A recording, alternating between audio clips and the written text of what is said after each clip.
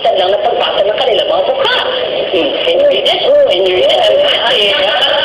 Kasama natin Dr. Afonso, Dr. Will Ang. Hi, Dr. Ang. Hello, Doctor.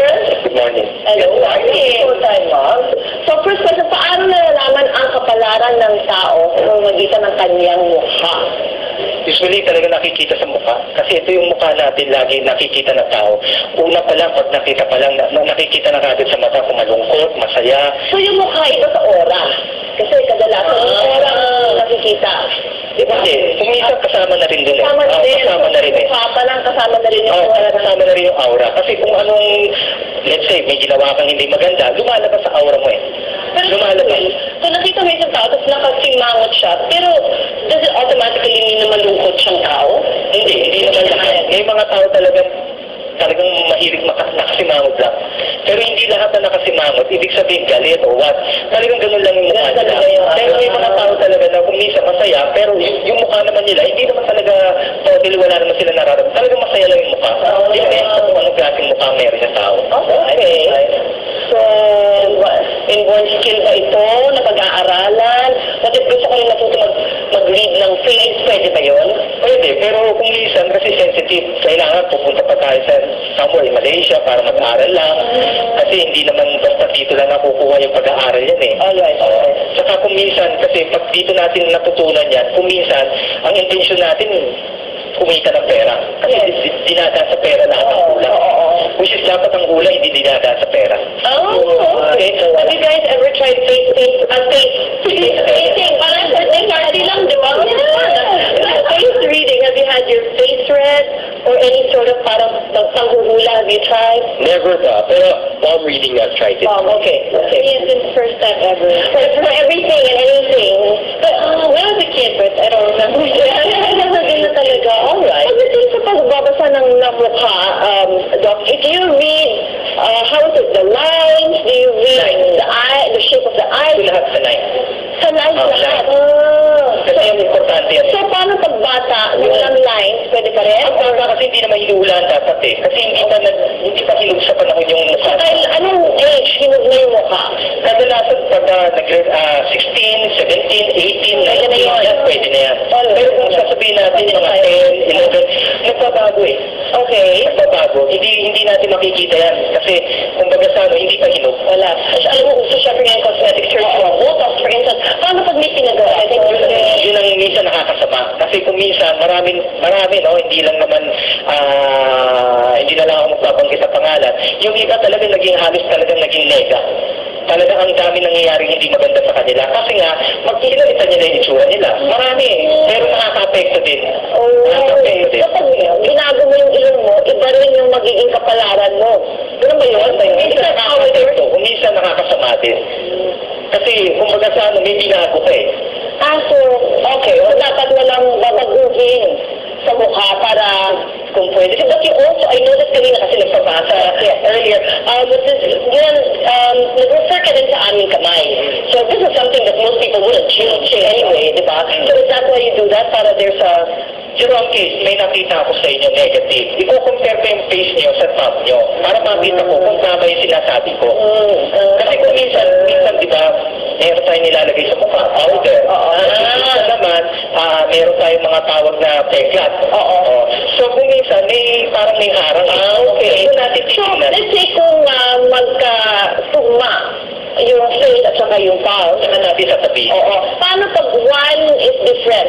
Pag sa face, tapos iba yung palm, paano yun? May nangyayari, may cases na nangyayari gano'n. So, susundin mo? Ano susundin mo? So, susundin ko dito, yung top na. Yung palm. Mas walang, Hindi naman kasi walang nababago. Alright.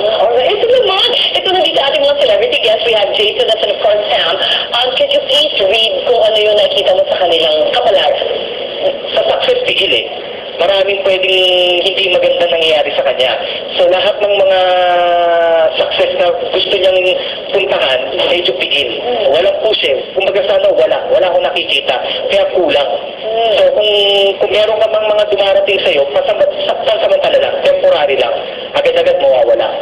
Tapos sa accident, konting ingat lang. Huwag kang sasakay na sasakyan na may kinalaman sa pula. Okay. sa pag ganyan, is there anything na pwedeng isuot ni Jace sa kontra? Kasi di ba pag feng shui, gano'n din, di ba? Or kaya mag-i-hitch lang siya sa ipula yung kotse. Di ba? Kadalasan yung ina-advise ko, asin.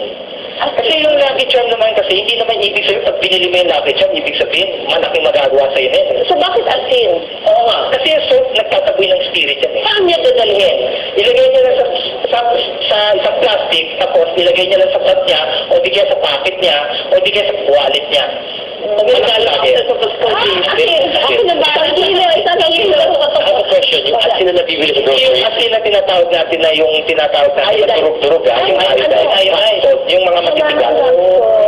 Kasi akala natin kung minsan pag nagdadala tayo ng asin, akala natin yung pinong-pinong. Hindi. Kailangan rock salt. Pero so Doc, lahat ng tao ay pwede magdala ng asin. Pwede. Para magmakontra o Pwede. sa mga mami sa inyo, di ba? Kasi kung dadaanin natin sa Lucky Charm, maraming Lucky Charm nangangako na ganito magagawa. Pero libo. Oo, mahal. Mahal. Sobrang mahal. Pero hindi kaya ng bawat Pilipino.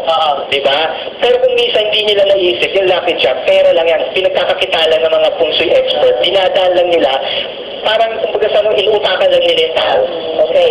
Sam. Marami pagdadaanan to. Maganda, okay. Sa success, medyo yun nga eh, nasabi ko na sa kanya. Pero maraming pagsubok. Sa health, okay. Wala akong nakikita ng masama. Di baling marami kang pagdadaanan sa mga karir eh. Dapat ang health importante. Oh, yun. I agree. So, magdala ka na lang ng asin. Oo nga. And aside from reading our faith, pwede mo rin bang kaming bigyan ng tips kung paano malaman ang motive or emotion sa isang tao sa pamamagitan ng kanyang mukha? Sinungaling. Pagsisinungaling, minsan kapag may tinanong ka agad, usually kapag nagnakaw o what, kasi common na, may nawawala sa atin, tatanungin natin kagad ng tao. Kagad agad, tatanungin kita. Pero hindi ka kagad nakatingin sa akin ng diretso, para malikot. Okay. Oo. Kung minsan, gumagawa ng dahilan. Nag-iisip. Ganyan. Kasi yan ang nature ng mga tao. That's why they look around at their thinking. Yung kagad sila, kung ano yung sasagot nila kagad, malikot yung mata. Pero paano pwede mo pag-aralan yun? Pwede ba? Pag-aralan nyo lang. Oo, pag-aaralan. Maraming mga tao talaga na magaling ang sinungaling. Pero makikita mo pa rin sa mata. Sikreto. Paano pag may tinatawag sikreto? Ganun din ba? Ang sikreto, depende eh. Kasi may mga tao kasi nakikita kagad sa mukha eh. Kapag tahimik, something may problema. Akala natin wala, pero may tinatago. Parang may iniisip. Di ba? Kadalasan sa pagkain, pag kumakain, nahihinto. Kasi nag-iisip. Nag-iisip.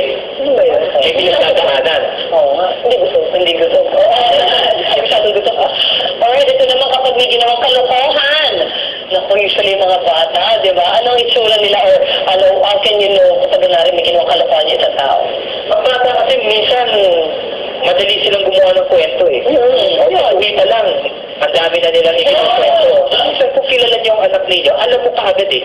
Kung yung sisinungaling o may tinatago eh. Kasi walang ibang makakalam niya kung hindi yung magulang eh.